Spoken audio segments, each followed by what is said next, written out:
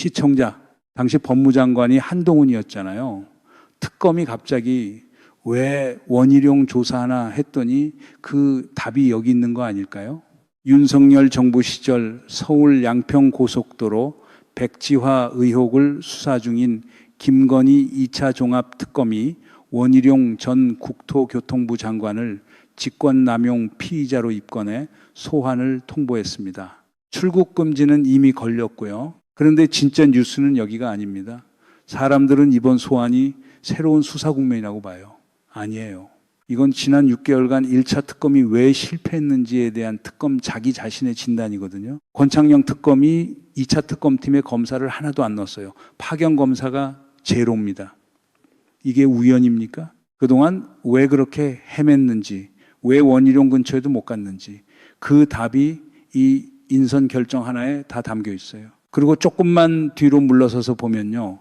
6개월 특검 끝나자마자 원희룡이 뭐라고 했습니까? 봐라. 원희룡 없다. 6개월 털어도 안 나왔다. 자기 승전보 올렸잖아요. 그 사람이 지금 어디에 있는지 한번 보시죠. 출국금지 상태로 소환 통보받고 있습니다. 여러분, 오늘 이야기의 진짜 무게는 원희룡 개인이 어떻게 됐냐에 있지 않습니다. 원희룡 뒤에 어떤 라인이 서 있고 그 라인의 꼭대기에 누가 있었는지 그 이름 하나에 있어요. 그리고 그 이름이 지금 이 방향으로 왜 뉴스에 안 나오는지 그 이유 자체가 오늘 이야기의 핵심입니다. 이건 원희룡 한 명 잡는 얘기 아닙니다. 왜 검찰이 검찰을 못 잡는가? 그 구조에 대한 얘기예요. 그리고 그 구조가 지난 몇 년간 이 나라를 어디까지 끌고 갔는지 그 그림 전체에 대한 얘기이기도 합니다. 오늘 세 층으로 내려가 봅시다. 표면에서는 원희룡 소환과 출국 금지. 그 아래층에서는 왜 특검이 검사를 뺐는가? 1차 특검 실패의 진짜 원인 해부. 그리고 맨 밑층에서는 이 라인이 어디까지 올라가고 있는가? 인수위 시절 결정, 당시 법무부, 그리고 이 모든 그림의 최정점. 한 가지 미리 말씀드릴게요. 검사를 뺀 게 결정이 아닙니다. 이건 진단이에요. 지난 6개월간 왜 아무것도 안 됐는지 그 답이 이 결정 하나에 다 담겨 있고 그 답이 지금 원희룡 출국 금지라는 형태로 눈앞에 드러난 겁니다. 이거 딱 벌거벗은 임금님 행차 보고 있는 기분입니다. 다들 옷 멋지다고 해줘야 되는 분위기였는데 이제 누가 옷 안 입었다고 한마디 할 사람이 하나둘 나오는 거예요. 그리고 그 첫 한마디가 지금 이 특검 인선에서 나온 겁니다. 먼저 사건의 뼈대부터 정리합시다. 서울 양평 고속도로 노선이 어느 시점에 바뀌었냐.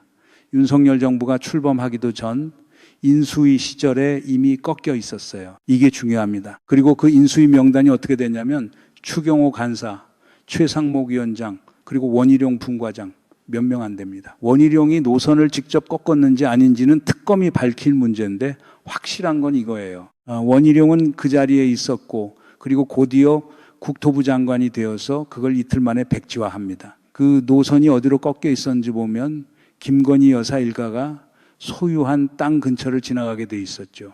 이 백지화라는 게 그렇게 간단한 일이 아닙니다. 7년 넘게 주민 의견 수렴하고 공청회 열고 지자체 결정 밟아서 올라온 사안이에요. 그걸 장관 한 명이 이틀 만에 없던 일로 만들어버렸어요. 이 백지화 결정 자체가 직권남용 소지가 있다는 지적이 그때부터 있었습니다. 뭐가 그렇게 급했을까요? 뭘 덮으려고 그렇게 서둘렀을까요? 원래 노선을 만드는데 1년 넘게 걸립니다. 그런데 백지화하고 새 노선을 검토하는 데는 며칠 몇 주 만에 타당하다는 결론이 나왔어요. 상식적으로 제대로 된 수정이라고 볼 수 있는 겁니까? 여기서 원희룡이 뭐라고 했는지 다시 들어봐야 됩니다. 정치 생명 걸겠다고 했어요. 노선 결정 과정에 관여한 사실이 있다면 장관직뿐 아니라 정치 생명 걸겠다. 이재명 대표한테는 민주당 간판 걸고 붙자고까지 했고요. 자, 이 문장 자세히 뜯어보십시오. 화법의 트릭이 여기 있습니다. 정치하는 사람들의 말은 여러 가지 빠져나갈 구멍을 놓고 표현을 하거든요. 원희룡은 관여했다 안 했다 말하지 않았어요. 관여한 사실이 있다면 걸겠다 이렇게 조건절로 던진 겁니다. 관여라는 좁은 프레임 하나 딱 설정해 놓고 그 프레임 안에 자기가 없으면 되는 거예요. 그런데 지금 특검이 물어보는 건 관여 여부가 아닙니다. 원희룡은 관여한 사람이 아니라 알고도 방어한 사람이거든요. 그리고 이 사람의 프레임 전환 능력 정말 대단합니다. 정책 사안이 논란이 되니까 갑자기 이재명 대표한테 붙자고 정치 승부로 판을 옮겨버려요. 대장동 일타 강사라는 타이틀을 얻고 그걸 발판 삼아 국토부 장관까지 올라간 사람의 방식이 여기서 다시 나오는 거예요. 정책 문제로 밝히면 될 일을 정치 프레임으로 갈아치우는 거. 이게 원희룡 특유의 무기였습니다. 그리고 그 무기가 이번엔 자기한테 돌아온 겁니다. 이재명 대표 저격 일타 강사라는 컨셉으로 급부상해서 국토부 장관 자리까지 앉은 사람이에요. 정책 실력이 아니라 정치 저격 능력이 자기 승진 사다리였던 겁니다. 그러니까 양평 고속도로 백지화 얘기가 나오자마자 다시 그 무기로 손이 자동으로 갔던 거고요. 익숙한 방식이거든요. 그런데 그 무기가 이제는 안 통합니다. 이번엔 대상이 이재명 대표가 아니라 원희룡 자신이거든요. 그리고 이 사건 1차 특검이 왜 손도 못 대고 끝났는지 알아보면 기가 막힙니다. 서기관 진술까지 이미 나와 있었어요. 인수위 시절에 연락받았다는 진술이요. 명단이 딱 좁혀지는데 이 부분이 6개월 특검 내내 손도 못 대고 지나갔어요. 이거 딱 피노키오고 늘어나는 속도예요. 정치 생명 걸겠다고 한 게 얼마 전인데 지금은 정치 생명 자체가 사법 절차 안에 들어가 있잖아요. 자, 그럼 왜 이렇게 됐을까요? 여기서부터가 진짜 이야기입니다. 원희룡 개인의 동기부터 볼게요. 이 사람 계산은 뻔했어요. 2인자 자리 노렸던 겁니다. 국무총리, 다음 후계자, 김건희가 지금 제일 세니까 여기 붙어서 큰 소리 치면 다음 그림이 나온다. 대장동 일타 강사 컨셉으로 이재명 대표 저격하다가 어느 순간 김건희 방패막이로 변신한 거예요. 그런데 진짜 문제는 원희룡의 야심이 아닙니다. 원희룡의 야심을 어떻게 지금까지 아무도 못 건드렸는가, 이 구조에 있어요. 1차 특검이 뭘 못 건드렸는지 정리하고 갑시다. 김건희 관련 혐의는 크게 3가지예요. 첫째, 개인 비리, 명품 가방, 도이치모터스, 주가 조작 이런 것들. 둘째, 가족 비리. 셋째, 국정농단 성격의 문제들. 여기 양평 고속도로가 들어갑니다. 그런데 1차 특검이 손댄 건 첫째 층뿐이에요. 둘째, 셋째 층은 거의 못 건드렸습니다. 왜 못 건드렸을까요? 그 답이 다음 이야기예요. 김건희가 그 시절 검찰 인사에 얼마나 개입했는지 이건 이제 공공연한 사실이에요. 윤석열 대통령보다 김건희 여사가 검찰 인사에 더 영향력을 행사했다는 시각까지 나왔던 상황입니다. 그런 조건 아래서 어떻게 검찰이 김건희를 수사할 수 있겠습니까? 상관 중에 상관을 자기 손으로 잡으라는 얘기인데요. 이거 딱 불가능한 구조로 짜인 게임이에요. 그리고 1차 특검이 그 게임 안에서 6개월을 보낸 겁니다. 1차 특검 실패의 진짜 원인, 취재한 기자들 얘기 들어보면 딱 하나로 정리됩니다. 칸막이가 너무 높았다. 팀별로 정보 차단이 심했고 검사들 사이에서 그거 우리가 원래 하던 거야. 이 얘기가 계속 나왔대요. 뭘 좀 팔려고 하면 저쪽에서 지연시키고 뭉개고 처음엔 경쟁 때문인가 했다는 거예요. 근데 알고 보니 아니었습니다. 검사들의 집단적 저항이었던 겁니다. 특검이라는 데를 파견 나갔는데도 어제까지 자기가 모시던 상관을 향해 칼을 뽑는 자리라는 걸 안 순간 다들 손을 안 대는 거예요. 심지어 중간의 자원에서 복귀한 검사가 많았답니다. 이런 얘기까지 있어요. 어떤 변호사가 특검에 자료 제출하러 갔다가 담을 봉투가 없어서 압수수색용 파란 봉투에 담아 나오는데 그걸 담아준 검사가 이랬대요. 변호사님 그거 들고 나가면 밖에서 되게 부러워해요. 집에 가는 줄 알고. 어이가 없는 게 특검에 파견 나온 검사가 자기가 그 자리에 있는 걸 짐처럼 여기는 거예요. 이거 웃을 일이 아닙니다. 특검 파견이 유배지 취급받는 조직 문화. 이게 지난 6개월간 왜 아무것도 안 나왔는지에 대한 답이에요. 그리고 여기가 진짜 핵심입니다. 이창수, 조상원 라인, 도이치모터스 주가 조작 최종 불기소 브리핑 라인이에요. 이 두 사람 지금 출국 금지 걸렸습니다. 10수년 동안 이 사건이 어떤 방식으로 수사가 좌절되고 무마되어 왔는가. 이 라인 정조준되고 있는 거예요. 서초에서 농담으로 뭐라고 했는지 아십니까? 남의 집 지켜주려다 우리 집 남편 다 망하게 생겼다. 도이치모터스 하나 봐주다가 나중에 자기들이 다 걸리게 생겼다는 그 자조 섞인 농담이 실제로 사법 절차 안으로 들어가고 있는 겁니다. 여러 검사 손을 거쳤고 그때마다 이 라인이 사건을 어떻게 접었는지 이제 그게 낱낱이 드러날 시점이에요. 그러니까 권창영 특검이 왜 검사를 뺐는지 이제 그림이 그려지시죠. 검사를 넣으면 본질을 못 건드립니다. 김건희가 인사권 쥐고 흔들던 시절 그 상관을 자기 손으로 잡으라는 게 어떻게 가능하겠어요? 이거 딱 사마의 같은 판단이에요. 상대가 알아서 소모될 때까지 기다리는 인내심, 검사를 안 넣는 결정이 오히려 그 인내심의 반대인 겁니다. 자기 상관을 향해 칼을 뽑아야 하는 자리에 검사가 있으면 안 되는 거죠. 과거에 민중기 특검이 있었죠. 그때도 판사 출신이었어요. 근데 수사 의지가 흐리멍텅해서 본인 의혹만 해명하다가 특검 자체가 발목 잡혔고 검사들이 리더십 무너지는 걸 알고 자기들 하고 싶은 대로 해버렸어요. 이번엔 다릅니다. 권창영 특검은 판사 출신이면서 교수 출신이기도 하고 조직을 장악해서 특정한 목적으로 밀고 갈 방식을 이미 세팅해 놓은 거예요. 검사를 안 넣는다는 인선 자체가 그 신호입니다. 그리고 이번 특검의 범위 정말 넓습니다. 특검법 9호에 뭐라고 되어 있냐면 윤석열, 김건희, 명태균, 전성배 등이 지방선거, 재보궐선거, 국회의원 선거 등에서 불법 여론조사와 공천거래 등으로 선거 개입한 혐의, 이게 다 들어가 있어요. 인사청탁도 포함되어 있고요. 그동안 기존 특검에서 입구도 못 찾은 영역들입니다. 성역 없이 해내야 된다는 얘기가 그래서 나오는 거예요. 여론조사 조작이 만약 사실로 드러나면 이건 단순 부정사건이 아닙니다. 선거라는 민주주의 기본 절차 자체가 조작됐다는 얘기가 되는 거예요. 그리고 그 조작에 관여한 이름들이 특검법에 이미 명시되어 있습니다. 원희룡이 6개월 특검 끝나고 뭐라고 했는지 다시 봅시다. 원희룡 없다 6개월 털어도 안 나왔다. 이 발언 사실 관계를 완전히 호도한 거예요. 6개월간 원희룡은 아예 수사 대상으로 오르지도 않았습니다. 소환도 제대로 이루어지지 않았어요. 그러니까 법리 검토하고 증거 다 살펴본 다음에 원희룡한테 혐의가 없다고 결론 난 게 아닙니다. 시간상 절차상 그 자리까지 못 나아간 거예요. 최종점에 김건희, 윤석열 바로 앞에 있던 이 주요 책임자에 대한 수사가 아예 진행되지 못했던 거지 수사해 봤더니 무혐의라서 나온 게 아니었어요. 그런데 원희룡은 그걸 승전보처럼 울렸습니다. 사실 관계를 호도한 그 거짓말이 이제 드러날 시간이 얼마 남지 않은 거예요. 여기서 반드시 짚고 넘어가야 할 이름이 있습니다. 당시 법무장관이 누구였습니까? 한동훈이었어요. 검찰 인사권을 쥐고 있던 사람입니다. 특검이 왜 실패했는지, 왜 검사들이 그런 태도로 임했는지 한동훈은 다 알고 있었을 거라는 시각이 나오는 데는 이유가 있어요.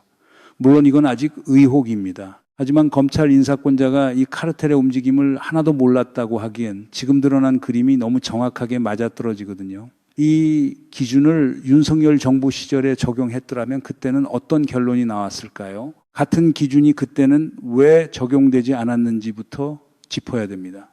그때는 검찰이 자기 조직을 검찰이 아닌 다른 힘으로 견제받는 걸 용납하지 않았죠. 지금은 그 견제가 시작되고 있는 거고요. 그리고 인수위 명단 다시 봅시다. 추경호는 지금 어디 있죠?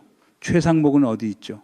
이 두 사람 다 이후 요직으로 갔던 사람들입니다. 그 라인이 지금 특검의 시야에 들어와 있어요. 원희룡 소환은 그 라인의 시작 지점일 뿐입니다. 인수위에서 누가 뭘 결정했는지 진술이 나오기 시작하면 그 다음 이름이 자연스럽게 이어져 나올 수밖에 없거든요. 여러분, 지상파 뉴스만 보고 있으면 이 구도는 절대 안 보여요. 원희룡 소환만 다루지 그 소환이 왜 이 방식으로 이루어졌는지 검찰 카르텔 해부라는 진짜층은 조중동 계열에서 안 다뤄줍니다. 다룰 수가 없어요. 왜? 그 카르텔이 그 매체들이랑 같이 움직여 온 거니까요. 국민의힘 강경파가 이걸 어떻게 방어할지, 조선일보가 어떤 톤으로 이걸 축소할지 이미 예상되지 않습니까? 그런데 지금 이 특검은 그 방어를 뚫고 들어가는 방식으로 설계되어 있는 겁니다. 자, 여기서 오늘의 핵심 한마디로 정리하겠습니다. 검사를 뺀 게 아닙니다. 검찰을 뺀 겁니다. 이 문장 한번 다시 새겨보세요. 권창영 특검이 파견 검사 명단에서 개인들을 뺀 게 아니에요. 검찰이라는 조직이 검찰 자기 자신을 수사할 수 없다는 사실을 이번 특검이 처음으로 명시한 겁니다. 특검이라는 제도가 왜 있는지 그 존재 이유 자체를 다시 확인시켜준 결정이에요. 처음에 이 질문을 던졌습니다. 특검이 검사를 뺐다는 게 왜 뉴스가 아니라 사건이냐고. 이제 답이 보이시죠? 이건 원희룡 한 명의 이야기가 아니라 지난 6개월간 왜 아무것도 안 됐는지에 대한 자기 진단이에요. 특검이 스스로 검찰이라는 벽을 인정하고 그 벽을 우회하는 방식을 찾은 겁니다. 우리가 처음에 보고 있던 건 소환 뉴스였는데 지금 보이는 건 검찰이라는 조직이 자기 몸을 스스로 수사할 수 없다는 구조 그 자체예요. 원희룡이라는 사람 개인 궤적을 잠깐만 볼게요. 원조 개혁보수 아이콘이었습니다.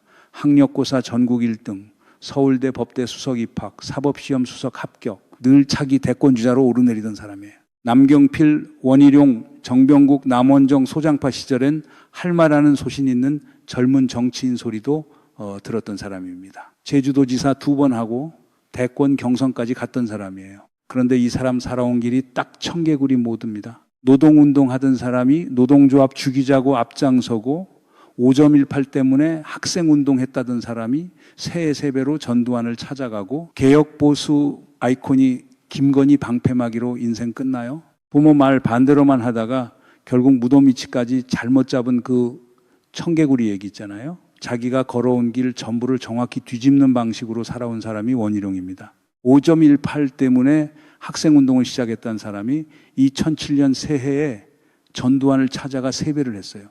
그냥 찾아간 게 아니라 큰 절을 올렸습니다. 그리고 다녀와서 뭐라고 소감을 남겼냐면 어르신이 밝으시고 나라 걱정도 많이 하시더라 이렇게 얘기했어요. 광주 학살 책임자를 처벌도 받지 않은 사람을 밝은 어르신이라고 표현했다는 겁니다. 그때 이미 원희룡이라는 사람의 정치적 좌표가 어디에 찍혔는지 확정된 거예요. 자기 젊은 시절의 신념을 완전히 갈아엎었다는 신호였고요. 건폭 프레임 씌워서 건설노조 죽이자고 앞장선 사람이 대학 시절엔 위장 취업까지 했다는 사람이에요. 구로공단이 내 인생 최고의 대학이었다고 회고하던 사람이 나중엔 노동조합은 노동자들의 빨대다, 경제에 기생하는 독이다 이런 표현까지 있습니다. 그 건폭물이 와중에 항해하다 극단적 선택을 한 노동자까지 나왔어요. 이재명 대표 저격 일타 강사 컨셉으로 이재명 원희룡 이렇게 구글에 치면 나오는 저격 발언이 수십 개씩 됩니다. 아내분이 정신과 의사인데 방송에 나와서 이재명 대표를 사이코패스라고까지 했어요. 2024년 총선에선 이재명 대표 지역구인 인천 계양을에 출마해서 낙선했고요. 이 정도면 개인적 집착이라고 밖에 볼 수가 없는데 그 집착의 이유가 뭐냐? 이재명이 다음 대통령이 될 사람이니까 그 사람하고 자꾸 싸워야 자기도 급이 올라간다. 이 계산이 있었던 거예요. 공부는 늘 1등이었지만 정치라는 시험에선 수석을 못했던 사람, 답을 푸는 게 아니라 사람의 마음을 얻어야 하는 시험에서 그는 계속 미끄러졌어요. 그리고 그 아쉬움이 그를 김건희 방패막이로 밀어넣은 겁니다. 이번엔 이인자다, 이번엔 다음 후계자다. 그 계산이 지금 출국금지라는 형태로 돌아온 거고요. 여러분이 그때 뭔가 이상하다고 느꼈던 그 감각, 원희룡이 이재명 대표한테 민주당 간판 걸고 붙자고 정치 승부로 프레임을 돌릴 때 그 감각이 정확했던 겁니다. 정책 문제로 밝히면 될 일을 왜 굳이 정치 싸움으로 몰고 갔는지 그 이유의 답이 이제 뒤늦게 나오고 있는 거예요. 그럼 다음은 누굽니까? 인수위 라인의 추경호, 최상목이 소환 대상이 오를까요? 아니면 당시 검찰 인사권을 쥐고 있던 그 법무장관까지 이 라인이 올라갈까요? 6개월 특검에서 아무것도 안 나왔던 이유가 이제 드러난 이상 다음 6개월은 완전히 다른 국면이 될 수밖에 없습니다. 그리고 그 국면에서 누구의 이름이 다음 소환자 명단에 오를지 이건 이제 시간의 문제예요. 1차 특검의 실패는 왜 실패인지 몰라서 실패한 게 아닙니다. 알고도 못 넘은 벽이 있었기 때문이에요. 그 벽이 지금 처음으로 흔들리기 시작한 거고요. 이 벽 뒤에서 얼마나 많은 이름이 나올지 그 명단이 완성될 때 우리가 볼 그림이 12.3 이후 이 나라가 정말로 어디까지 가야 하는지를 결정하게 될 겁니다. 검찰을 수사할 수 없다는 이 구조가 바뀌지 않으면 다음번에 또 이런 국정농단이 벌어져도 우리는 또 6개월 헤매게 되는 거예요. 그러니까 이번 특검이 어디까지 가느냐가 다음 세대까지 영향을 미치는 문제인 겁니다. 그리고 이건 12.3 이후의 청산 프로젝트의 한 조각입니다. 계엄이라는 최정점의 사건이 왜 벌어질 수 있었는지, 그 배경에 검찰 카르텔이 어떤 방식으로 존재했는지 이 그림 전체를 그리는 작업의 한 부분인 거예요. 그러니까 원희룡 소환은 시작이지 끝이 아닙니다. 이 그림이 완성될 때 우리가 지난 몇 년간 왜 그 고통을 겪어야 했는지에 대한 답도 같이 완성되는 거고요. 이 라인이 어디까지 올라가는지 같이 추적하고 싶으신 분들은 구독과 알림 설정 부탁드립니다. 다음 소환자가 누구인지, 검찰 카르텔의 다음 층이 언제 뚫리는지 놓치지 않으시려면 좋아요도 같이 눌러주시고요. 다음 국면에서 뵙겠습니다. 여러분들 이 사안을 어떻게 생각하십니까? 여러분들의 견해를 댓글로 많이 남겨주시기 바랍니다. 감사합니다.